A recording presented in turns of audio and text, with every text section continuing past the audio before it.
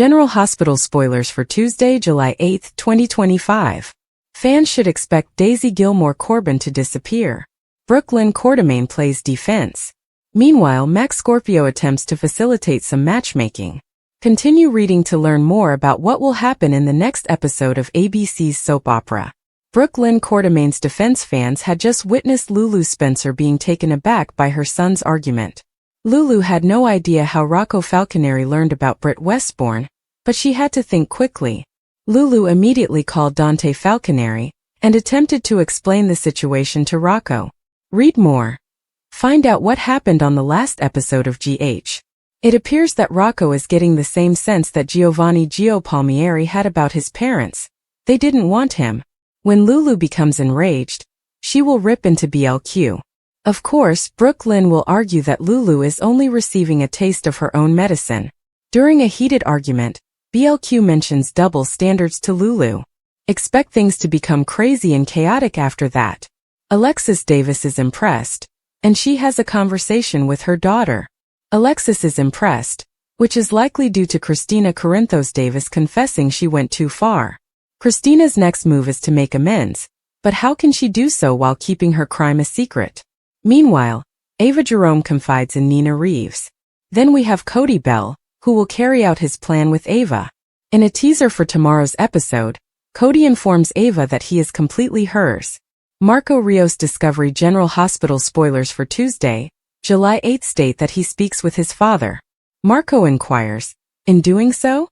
To that, Jen Sidwell gently adds, she sealed her fate. It sounds like Natalia was given a medication, and then she murdered herself by taking pills or drink. Personally, I believe it was Sonny Corinthos' bodyguard that drove her to the airport. What type of bodyguard takes a drunken, raving woman to a private baby christening? It was as if the security wanted everyone to observe Natalia and Sonny in their tense confrontation. Read this. General Hospital spoilers. Drew's surprising secret recording of Curtis and Jacinda revealed? On Tuesday, July 8, 2025, fans will see Mac play matchmaker. Elizabeth Liz Baldwin catches up with Portia Robinson. Rick Lansing catches Portia in a bat position. Also, Rocco confronts Jason Morgan. Meanwhile, Sasha Gilmore informs Michael Corinthos that someone has abducted their baby. According to General Hospital spoilers, Daisy Celeste will go missing between July 7th and 11th, and the newborn's kidnapping will devastate Port Charles. This week's GH trailer features a frantic Sasha Corbin crying out her daughter's name in the baby's bedroom, seeing an empty crib. In the preview, she runs out of the room, only to collide with Michael Corinthos as she informs her baby daddy that their child has been taken. This is every parent's greatest dread. And poor Sasha has had enough baby-related anguish over the years to deal with anything like this. But here she is. Fans of General Hospital are aware that someone has been stalking Daisy since her birth, so a kidnapping scenario is not surprising. These weekly teasers can be misleading at times, so it's possible that someone simply scooped up the crying child to soothe her, or take her to Sasha. Still, there's a strong probability that someone has kidnapped Daisy, which would shock not only Sasha, Michael and the Quartermains, but the entire community. The drama predicted Daisy's kidnapping when the wrong infant was brought to Sasha when she was in the hospital. This is when the stalker storyline began, and fans can't help but suspect Willow Tate is behind it. After all, Willow's mental health suffered significantly when she lost custody of Corinthos and Amelia Corinthos a few weeks ago. She had a dramatic meltdown in the courtroom after the decision was overturned, and has been acting strangely since. Many people have theorized that Willow may have dissociative identity disorder, as stalking a newborn would be out of character for the mother and nurse. Willow was at the hospital while Daisy was with Sasha, and she knows the Q house like the back of her hand, so GH viewers can't help but wonder whether Willow is Daisy's stalker. Sasha went into labor while on the stand during Willow and Michael's divorce/custody procedures, and she assisted in the birth of the kid. Furthermore, Willow may feel as if taking Sasha's daughter is simply dessert, given her previous losses. Still, isn't Willow a bit too apparent a suspect at this point? Finally, Daisy's stalker could be anyone. Perhaps they were a past adversary of Sasha's from her conning days?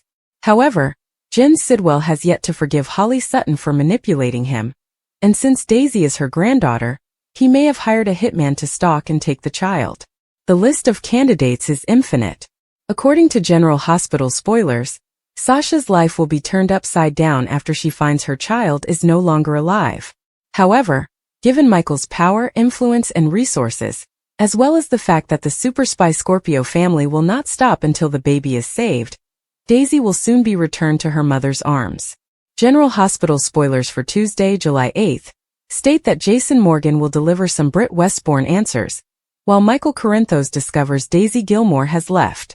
Hypocrite Lulu Spencer will also be put on full blast, so let's talk about what's going to happen in Port Charles. First, on Tuesday's GH episode, Ava Jerome will open up to Nina Reeves, which may spark a debate concerning Rick Lansing's falsehoods and his attraction to Elizabeth Baldwin. Cody Bell will eventually go to the gallery and persuade Ava that he is completely hers. Cody will have the opportunity to draw Ava closer and forward Christina Corinthos Davis' plan, as he assists her in preparing for an upcoming art display. However, Max Scorpio will work on some matchmaking in Tuesday's episode, which will include his efforts to put Cody and Molly Lansing Davis together. While Elizabeth and Portia Robinson are catching up, Rick will interrupt and turn on the charm. Portia may witness Rick flirting with Liz and worry whether he is hoping to revive their relationship. Christina plans to chat to Alexis Davis about going too far. Christina's near-death experience in the bar may have made her even more appalled by the vehicle accident and loss of life she almost caused. Alexis will be delighted with Christina's development, but what about her plan to have Cody seduce Ava? Will Christina consider dropping it or allowing Cody to continue down this perilous path? Next, Brooklyn Quartermain will respond to Lulu, who confronted her about what transpired with Rocco Falconeri, and smacked her outside the Quartermain boathouse. "What an interesting double standard you have, hypocrite," Brooklyn exclaims in Tuesday's GH teaser video. Brooklyn will feel sad for Rocco's sorrow, but she will not be sorry for shocking Lulu and revealing that she, too, held secrets. Meanwhile, Rocco will press Jason to reveal everything he knows about Britt Westbourne. Jason will face Rocco's questions and respond as best he can.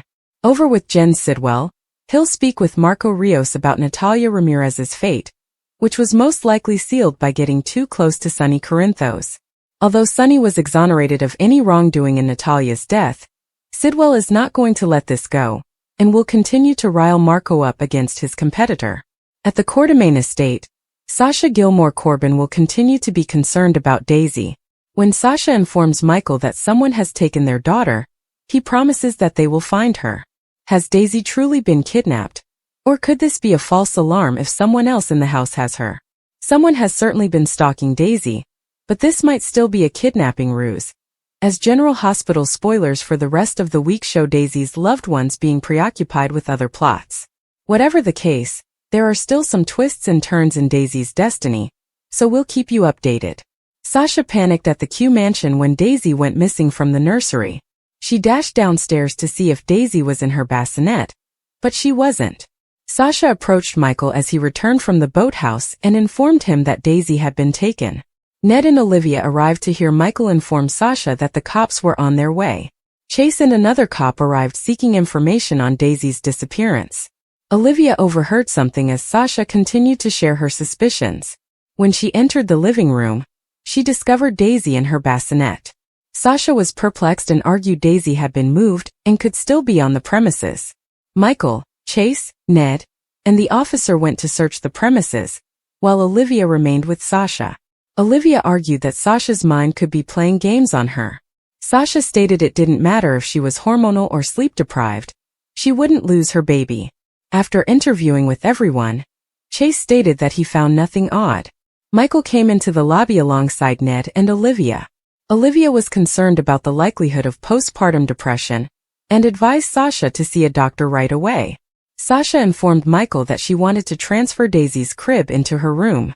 Michael walked to the foyer to check on Chase and promised him he would have their private security team conduct a forensic sweep.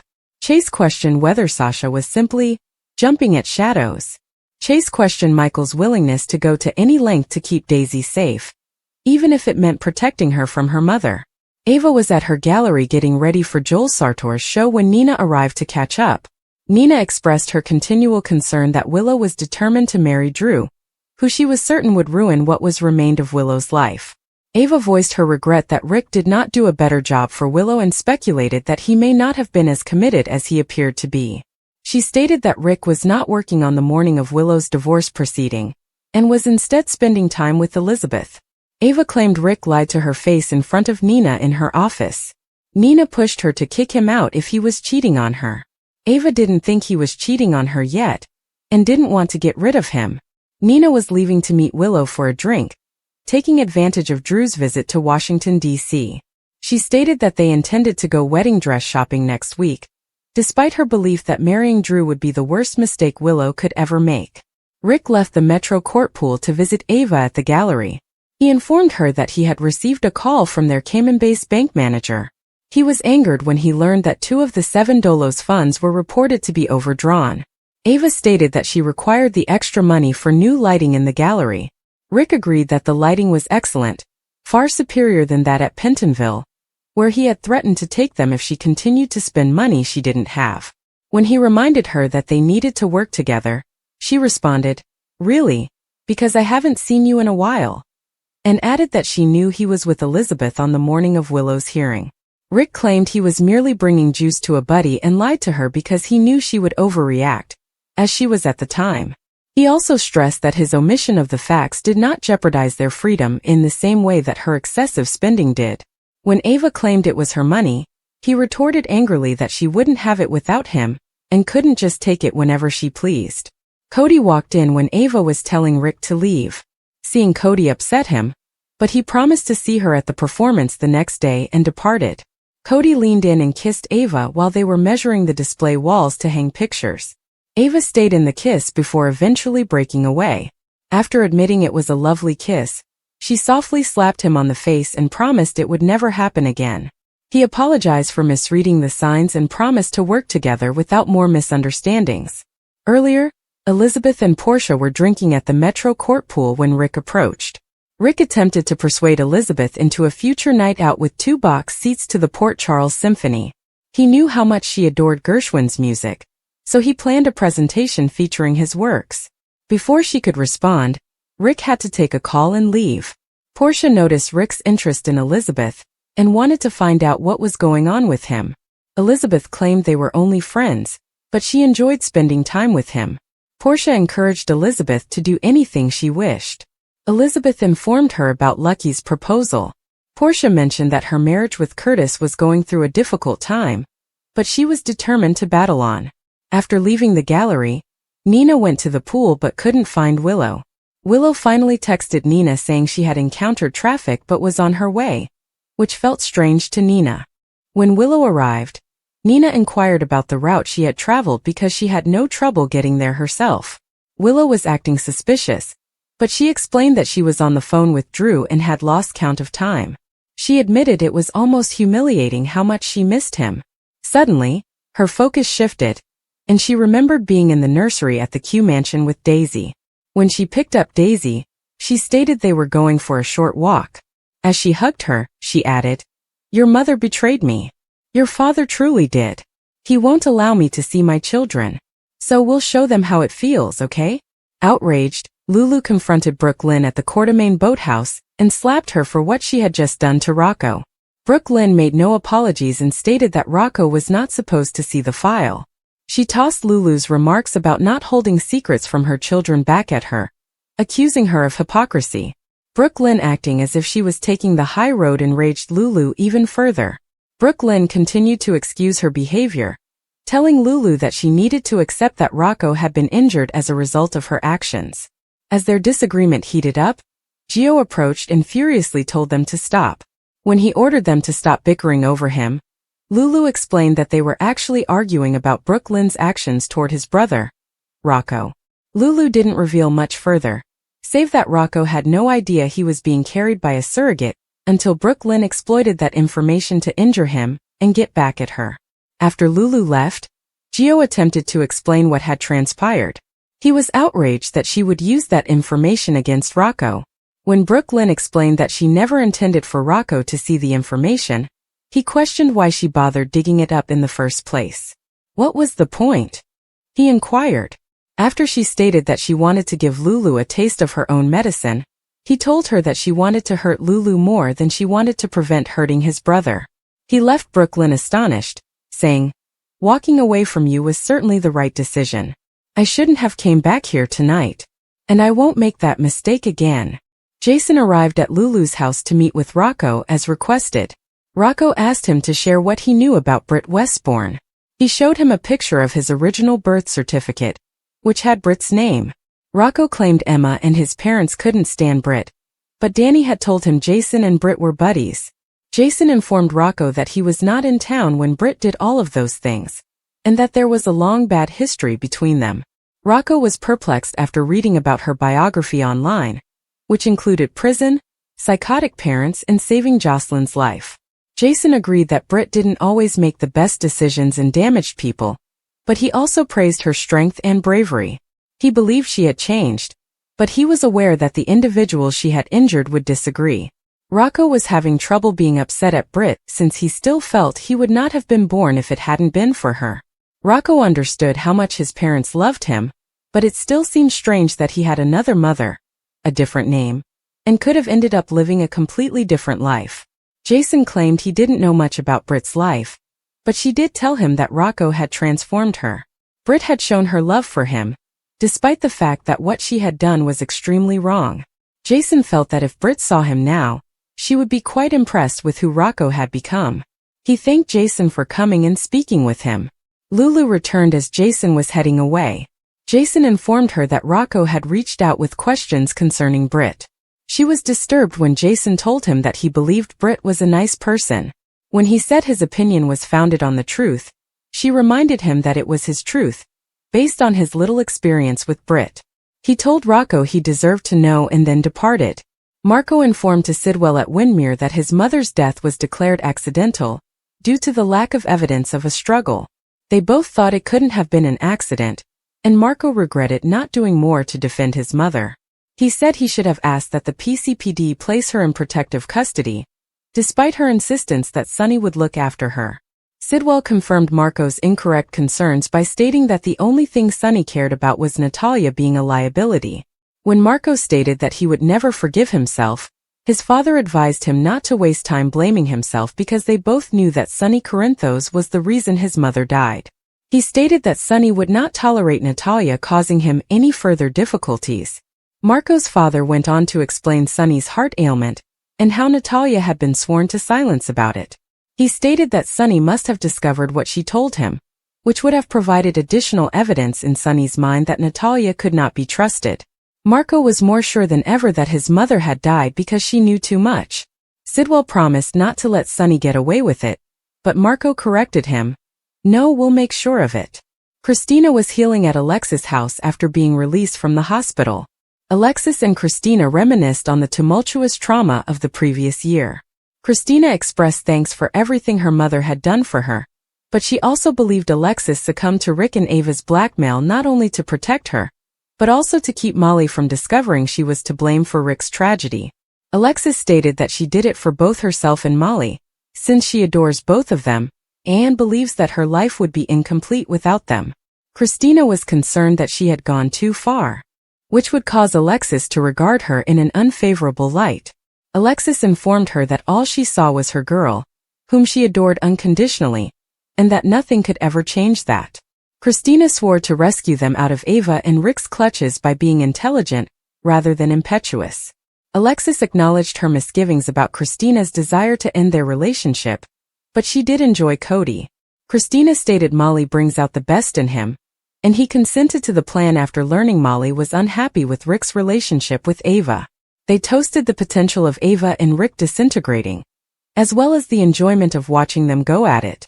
Rick rang the doorbell as they prepared to start movie night. When Alexis opened the door, he told her they had business to discuss before seeing Christina. Christina held her cool, and offered Rick an excuse to depart by pretending Molly wasn't present. After the fireworks, Felicia went to see Mac at the PCPD. When Molly arrived, Felicia expressed her delight that Christina had improved and been released from the hospital. While Molly was telling Cody about how he helped her stay calm and drove her to the hospital, Mac went into matchmaking mode. He wanted Molly to know that Cody was unmarried and had plenty to give. While they were discussing about Cody, An officer approached Mac and informed him that there was a probable kid abduction. Felicia warned Molly to disregard Mac's interfering while he was on the phone, but Molly seemed unconcerned and stated that she and Cody were friends. After he got off the phone, Mac revealed that the lost baby had been discovered. As Molly was leaving, Mac invited her to a meal with them and Cody. Molly graciously declined the invitation and departed. Felicia advised Mac he was being too blatant and should not get involved, but Mac believed Molly would be good for Cody. Daisy had been quiet for some weeks. Everyone imagined she had finally left Port Charles following her brief engagement in the turmoil that had previously engulfed her life. But her quiet was not an option. She was missing. Abducted.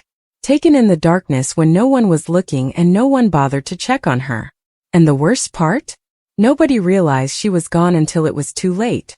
Cody suspected something was wrong when he stopped by her former apartment. The door was slightly ajar. There was no trace of struggle, yet something didn't feel right to him. A slight scent of perfume lingered in the air, the type Daisy wore when she was nervous, as if she had spritzed it as a last resort before everything went dark. Cody's stomach twisted. He'd let things slide, assuming Daisy was just another transient passing through town. Daisy, however, had some secrets. Someone wanted those secrets buried. He began asking around discreetly. Several bartenders, former Dawn of Day members, and even Spinelli, who grudgingly volunteered to search encrypted message forums where Daisy had previously made anonymous tips. The clues were few, but a terrifying pattern began to emerge. Daisy had learned something about a significant individual in Port Charles, someone who was unprepared for the past to resurface. And now she was gone. Cody knew that going through formal channels would not help. The PCPD had its hands full, and anything resembling another cult-like scheme would be treated with suspicion. So he did what he did best. Acted on impulse. He tracked Daisy's final moves using burner phone records and CCTV footage from a convenience store. A white van. No plates. Tinted windows. That was everything he had. Brooklyn across town was unraveling. Her world had already been thrown off balance following her fight with Lulu. The nurse's ball was intended to be a distraction, a celebration of music, legacy, and family. But instead, it became a public humiliation. Her altercation with Lulu had made headlines, and her professional reputation was now dangling by a thread. Lois attempted to console her, but Brooklyn was not in the mood for motherly advice. She was infuriated, not only at Lulu, but to everyone who kept driving her into corners. Then came the shocking revelation. Something was wrong with Gio. She overheard whispers at the Metro Court about a mysterious figure looking for information about him. Gio had enemies. Or, more specifically, Gio had inherited enemies. Being Sunny's grandchild came with consequences, and Brooklyn was frightened that her kid would be drawn into the family curse.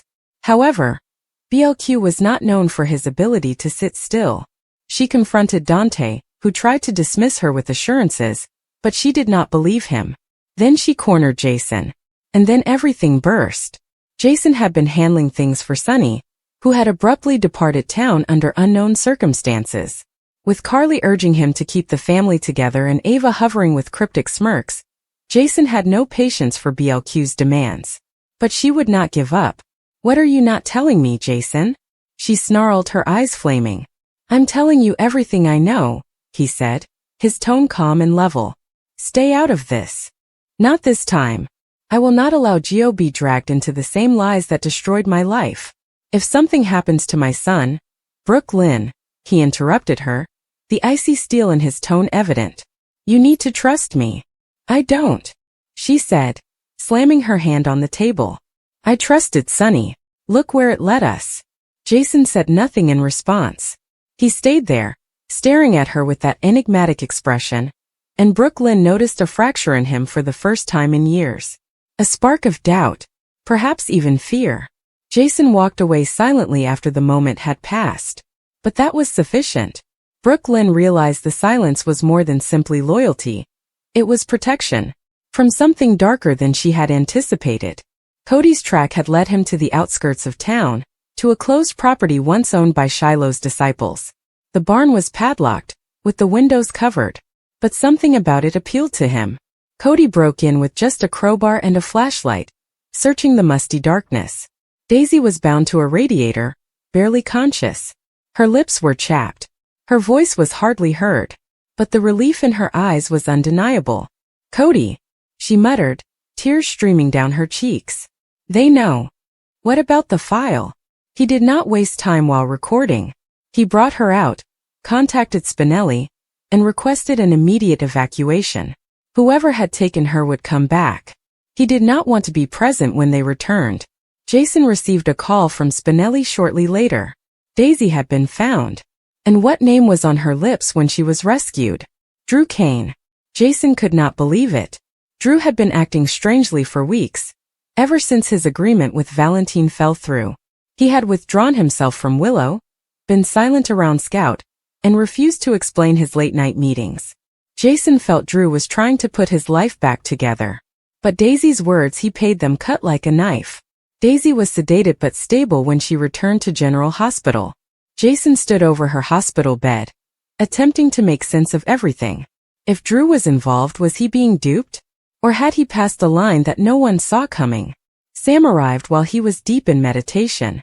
She took one look at him and grimaced. What happened? Jason handed Daisy the USB she had grasped before passing out. She claimed Drew paid someone to take her. She found something on him. Something big. Sam's eyes flared. What do we do? We listened to it, Jason replied sadly. Meanwhile, Brooklyn was in a downward spiral. She hadn't heard from Gio in hours, and when she checked his position, it pinged around Pier 47, which was far from his normal hangout. Her instincts screamed trouble. She texted Lois, grabbed her keys and rushed from the house. What she discovered on the dock made her stomach plummet. Gio was stood face to face with a man wearing a black sweatshirt, the tension between them thick as fog. Brooklyn charged forward, yelling his name, scaring both of them. Gio yelled after the man as he ran off. Why didn't you stay away? Brooklyn demanded, grasping Joe's arm. What was that? Someone has been following me, Gio revealed. I believed I could manage it. You are a kid. You don't deal with stalkers and threats on your own. BLQ snapped when they threatened to come after him if he spoke to anyone. She picked up her phone and called Dante, her voice quivering with wrath. I want to be protected. Now. My son was almost attacked, and you are sitting around pretending everything is normal. She didn't mind who she had to shout at. Her son was in danger, and she was finished being polite. Back at GH, Jason and Sam plugged in the USB. Static sounded through the speakers, followed by a distorted discussion. Drew's voice came in clearly, describing someone named Anton, a fund transfer, and the particular directive to shut her up before she talks. Jason's face turned stone. That's him, he mumbled. That's his voice. Sam looked aside, distressed. Why is he doing this? I don't know, Jason replied, rising up. But I'm going to find out. That night, Jason followed Drew to a warehouse near the docks. He waited in the shadows, weapon in hand. Drew was on the phone, pacing and agitated. Is she alive? He exclaimed. You said it was taken care of. No. No more errors. I want everything removed. Each file. Every backup. Jason moved out of the shadows, his rifle pointed low and ready. Who are you speaking to, Drew? Drew turned abruptly, shocked. His eyes narrowed. Jason, you should not be here. That's funny, Jason replied. Because I was just thinking the same thing about you. They looked at one another, brothers on opposite sides of the line. Jason refused to accept Drew had gone rogue. But something had changed, and it began with Daisy. As tension rose in every part of Port Charles, between Brooklyn and Joe's mounting threats, Cody's vigilante rescue, and Jason's horrifying discovery, the truth about Drew's ambitions began to emerge. And with Sonny missing, assumed dead in a mystery automobile accident, the glue that held them all together was no longer present. The chaos was not coming. It had already arrived.